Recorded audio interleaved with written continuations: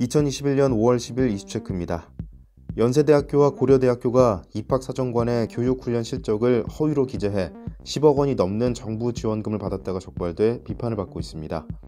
오늘 이슈체크에서는 2021년 고교교육기여대학 지원사업 중간평가 결과 허위사항이 드러난 연세대학교와 고려대학교 내용을 살펴보겠습니다. 조재휘 기자와 함께합니다. 네, 안녕하세요. 조재휘입니다.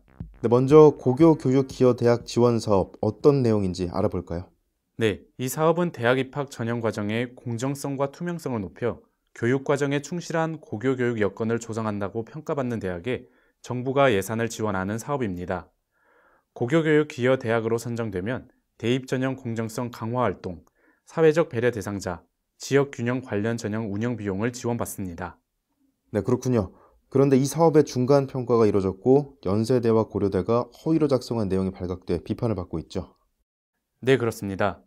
교육부가 지난해 사업 대상으로 선정돼 참여한 75개 교를 대상으로 평가한 결과 연세대와 고려대 등 두 곳만이 중간 평가를 통과하지 못해 계속 지원 대상에서 탈락했습니다. 교육부 관계자는 고려대는 입학사정관 교육훈련 실적을 허위로 작성한 내용을 2017년에서 19년 사업계획서에 포함해 신청했다며 연세대도 2020년 종합감사에서 같은 내용으로 기관 통보를 받아 중간평가에서 감점 처리를 받았다고 밝혔습니다. 이 관계자에 따르면 나머지 대학 역시 평가에서 감점을 받은 곳이 있으나 허위 서류를 제출한 곳은 연세대, 고려대 외에 없었습니다. 네, 좋은 취지의 사업인데 허위로 실적을 작성해 지원을 받았다. 참 안타깝습니다. 얼마나 지원을 받은 거죠? 네, 허위 서류 제출로 고교교육기여대학 지원사업 대상으로 선정된 연세대는 지난해 약 11억 원을, 고려대는 약 14억 원을 교육부에서 지원받았습니다.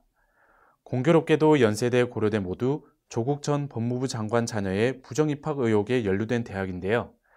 다만 부정입학 의혹과 평가 결과의 연관성에 대해 교육부 관계자는 특정 학생과 관련한 내용이라기보다는 당초에 안내한 평가 지표에 따라 평가한 결과라고 설명했습니다. 네, 이번 일로 본 사업에 대해 좀 더 꼼꼼하면서도 현실적인 집행이 적용돼야 한다. 이런 의견들이 나오고 있습니다. 올해 지원 대상은 어떻습니까? 네, 지난해 사업 대상 대학 중 나머지 73곳은 중간 평가를 통과해 올해에도 지원 대상이 됐습니다. 교육부 권고에 따라 2023학년도 수능 위주 전형을 40% 이상으로 확대한 서울대, 서강대, 성균관대, 한양대 등 14곳도 계속 지원 대상에 포함됐는데요. 교육부는 다음 달 중으로 추가 선정 평가를 거쳐 지원 대상 대학 2곳을 더 선정할 계획입니다. 연세대, 고려대는 물론 지난해 지원받지 못한 대학도 추가 신청할 수 있습니다.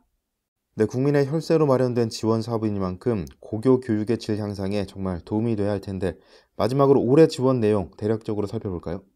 네, 교육부는 선정된 대학에 올해 총 559억 원을 지원합니다. 대학별 지원 금액은 대학 규모, 입학 사정관 규모 등에 따라 배분되는데요. 이번에 허위 작성 부분이 들통난 연세대, 고려대도 재선정 가능성이 열려 있으나 선정되더라도 사업비는 작년보다 감액될 전망입니다. 네, 대학 입학 전형 과정의 공정성과 투명성을 높이기 위한 고교교육 기여대학 지원 사업. 그러나 연세대와 고려대의 허위 실적 작성 사례가 들통나면서 공정성과 투명성 제고라는 본래 취지가 훼손됐다는 비판이 나오고 있습니다.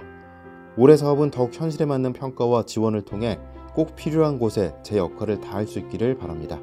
이상 이슈체크였습니다.